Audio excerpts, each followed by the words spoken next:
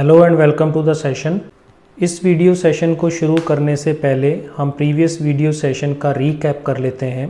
Previous video session में हमने question number 8 के रूप में पेरोल सिस्टम किसी एम्प्लॉय के लिए कैलकुलेट करना सीखा था कि उसमें अलग अलग परसेंटेज यानी कि इंसेंटिव्स और डिडक्शंस को परफॉर्म करने के बाद हम जो नेट सैलरी या पेरोल देते हैं किसी एम्प्लॉय को किसी भी कंपनी में, तो वो किस तरह से कैलकुलेट होता है उसके बारे में हमने प्रीवियस वीडियो में डिस्कशन किया था। आज के इस वीडियो सेशन में हम बात करेंगे डिसीजन मेकिंग स्टेटमेंट्स के बारे में। सबसे पहले हम ये जान लेते हैं कि डिसीजन मेकिंग स्टेटमेंट्स होती क्या हैं। कई बार हमारी रिक्वायरमेंट होती है कि हमें करेक्ट रिजल्ट्स या आउटपुट जनरेट करने के लिए हमें कुछ डिसीजंस लेने पड़ते हैं कि कौन सी स्टेटमेंट को हमें चलाना है और कौन सी स्टेटमेंट को हमें स्किप करना है। इसको हम पूरा कर सकते हैं डिसीजन मेकिंग स्टेटमेंट्स की हेल्प से। तो जावा में हमें सीक्वेंशियल प्रोग्राम्स हमने प्रीवियस टॉपिक कवर किया था। उसमें क्या होता है कि हमारा प्रोग्राम एक सीक्वेंस में चलता है। जो लाइन नंबर्स हम देखते हैं प्रोग्राम में, नोट्स के अंदर मैंने जो लाइन नंबर्स मेंशन कर रखे हैं, जिस सीक्वेंस में प्रोग्राम को लिखा जाता है वो उसी सीक्वेंस में एग्जीक्यूट भी होता है और किसी भी स्टेटमेंट को कंपाइलर या इंटरप्रेटर जो है वो स्किप नहीं करता है। इसी वजह से उसको हम सीक्वेंशियल प्रोग्राम कहते हैं। लेकिन जब हम बात करते हैं सिलेक्शन प्रोग्रामिंग की, तो अभी जो हम डिसीजन मेकिंग का प्रोसेस करने वाले हैं ये एक्चुअल में सिलेक्शन प्रोग्रामिंग कहलाती है। और हमारे इस प्रोग्राम में एक ऐसी लोकेशन आएगी जहाँ पे कंपाइलर को डिसीजन लेना पड़ेगा कि कौन सी स्टेटमेंट को एग्जीक्यूट करे और कौन सी स्टेटमेंट को स्किप करे। ये पूरी तरह से डिपेंड करेगा कंडीशंस पे। तो हमें कंडीशंस स्पेसिफाई करनी होंगी। हमारा इनपुट जो कंडीशन से मैच कर जाएगा उस स्टेटमेंट को चला दिया जाता है और जो स्टेटमेंट उससे मैच नहीं करती है उसको स्किप कर दिया जाता है। तो डिसीजन मेकिंग स्टेटमेंट्स को हम अलग अलग कैटेगरीज में डिवाइड करते हैं C++ के अंदर, जावा के अंदर। सबसे पहले हम बात करते हैं इफ स्टेटमेंट की। सबसे पॉपुलर और सबसे ज़्यादा यूज़ होने वाली डिसीजन मेकिंग स्टेटमेंट है, क्योंकि इसको यूज़ करना बड़ा आसान है, इसका सिंटैक्स बड़ा सिंपल है और इसके अंदर हम किसी भी तरह की कंडीशंस को स्पेसिफाई कर सकते हैं। इसके बहुत सारे फ्लेवर्स हैं जो हम अपनी क्वेरी के अकॉर्डिंग अपनी रिक्वायरमेंट्स को देखते हुए इम्प्लीमेंट कर सकते हैं प्रोग्राम में। ऐसे ही सेकंड नंबर पे आती है स्विच केस स्टेटमेंट। ये एक दूसरी डिसीजन मेकिंग स्टेटमेंट है जिसे हम जावा में यूज़ करते हैं, लेकिन ये कुछ स्पेसिफाइड केसेस में ही यूज़ होती है। इसमें कुछ दिए गए केसेस होते हैं और उन केसेस के साथ मैचिंग होती है इनपुट की। जिस केस के साथ हमारी मैचिंग हो जाती है उस स्टेटमेंट को चला दिया जाता है और बाकियों को स्किप कर दिया जाता है। लेटर हम आने वाले वीडियोस में इसके बारे में डिस्कशन करेंगे। सबका प्रैक्टिकल सेशन होगा, सबके प्रोग्राम्स हम डिस्कस करेंगे, आपको एक्सरसाइजेस भी दी जाएंगी और उनके सॉल्यूशंस भी हम डिस्कस करेंगे। तो ये स्टेप बाय स्टेप चलता रहेगा। फ्लेवर्स की बात करते हैं। इफ़ स्टेटमेंट को 3 फ्लेवर्स में हम यूज़ कर सकते हैं। सबसे पहला आता है सिंपल इफ़, दूसरे नंबर पे मल्टीपल इफ़ और तीसरे नंबर पे हम नेस्टेड इफ़ के रूप में इसको यूज़ कर सकते हैं। तो चलिए एक एक करके इसको हम एलैबोरेट करते हैं। सबसे पहले हम सिंपल इफ़ स्टेटमेंट की बात करते हैं। इफ़ स्टेटमेंट जो है किसी भी प्रोग्रामर की पहली चॉइस मानी जाती है, क्योंकि इसको इम्प्लीमेंट करना बड़ा आसान है और डिसीजन मेकिंग पर्पज़ के लिए आप इसमें जित तरह की भी चाहें उस तरह की कंडीशंस बना सकते हैं। तो जो भी कंडीशन हम स्पेसिफाई करते हैं उसको कंपेयर किया जाता है यूज़र द्वारा दिए गए इनपुट के साथ और उसी के अकॉर्डिंगली आउटपुट जनरेट होता है। तो इसका जो वर्किंग सिंटैक्स है उसमें हम सबसे पहले इफ़ के साथ कंडीशन मेंशन करते हैं और अगर ये कंडीशन ट्रू होती है तो ट्रू स्टेटमेंट्स जो हैं वो एग्जीक्यूट हो जाएंगी और एल्स में अगर ये कंडीशन फॉल्स होती है तो फॉल्स स्टेटमेंट्स एग्जीक्यूट हो जाती हैं। तो हम ये कह सकते हैं कि एक इफ़ कंडीशन जो है वो 2 सेक्शंस में डिवाइडेड होती है। एक ट्रू सेक्शन होता है और दूसरा फॉल्स सेक्शन होता है, क्योंकि किसी भी कंडीशन में या तो वो सही होगी या गलत होगी।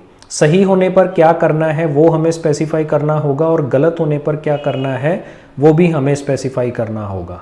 इसी को हम डिसीजन मेकिंग कहते हैं कि कौन सी सिचुएशन में हमें कहाँ जाना है। तो इसके एग्जाम्पल्स के बारे में डिस्कशन करते हैं। क्वेश्चन नंबर 9 में हम जावा का एक प्रोग्राम लिखेंगे जिसमें हम 2 नंबर्स में से मैक्सिमम नंबर फाइंड आउट करेंगे। सॉल्यूशन आपकी सामने स्क्रीन पर अवेलेबल है। यहाँ पे हमने 2 वेरिएबल्स को यूज़ किया है।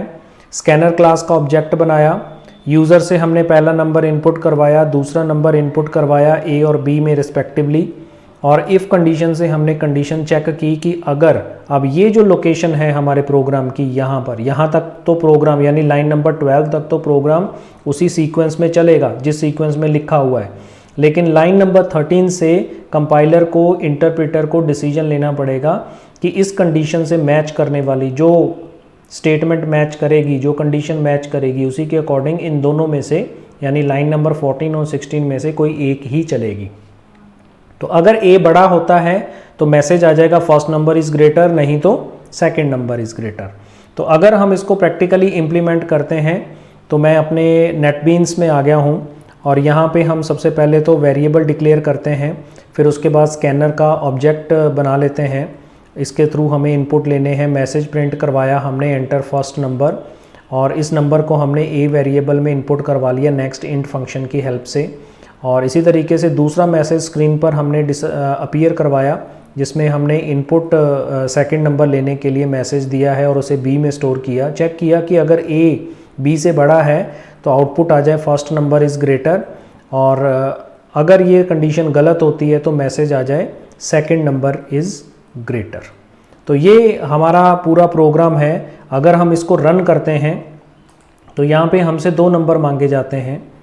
तो यहाँ जैसे ही रन होता है प्रोग्राम, रन होते ही हमारे सामने फर्स्ट नंबर के लिए मैसेज आ गया, तो हमने इसमें दे दिया सपोज़ 12, और सेकंड नंबर एंटर करने के लिए कहा गया, इसमें सपोज़ हमने दे दिया 21, तो हमारे पास मैसेज आया सेकंड नंबर इज़ ग्रेटर।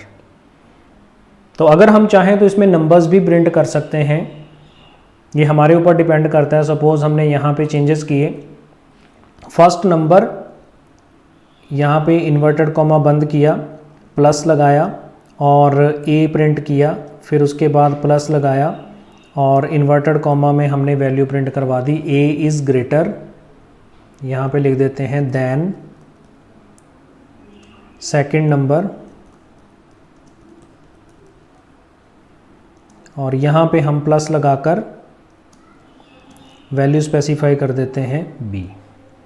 तो इस तरीके से सिमिलरली अब यहाँ पे हमें क्या करना है, यहाँ पे मैसेज देना है, इन्वर्टेड कॉमा क्लोज किया, प्लस लगाया बी और फिर प्लस लगाया, इन्वर्टेड कॉमा में is greater than first number. यहाँ पे हमने फर्स्ट नंबर लिखा और यहाँ पे प्लस लगा के हमने ए को प्रिंट करवा दिया। अब इसको अगर हम सेव करके दोबारा रन करते हैं तो यहाँ पे आप देख पाएंगे फर्स्ट नंबर इनपुट किया, सपोज़ हमने 5 दिया और सेकंड नंबर इसमें इनपुट किया 2 दे दिया, तो यहाँ पे मैसेज आता है फर्स्ट नंबर इज़, मैं इसको स्क्रीन को थोड़ा सा बड़ा करके दिखा देता हूँ आपको। यहाँ पे देखिए first number 5 is greater than second number 2।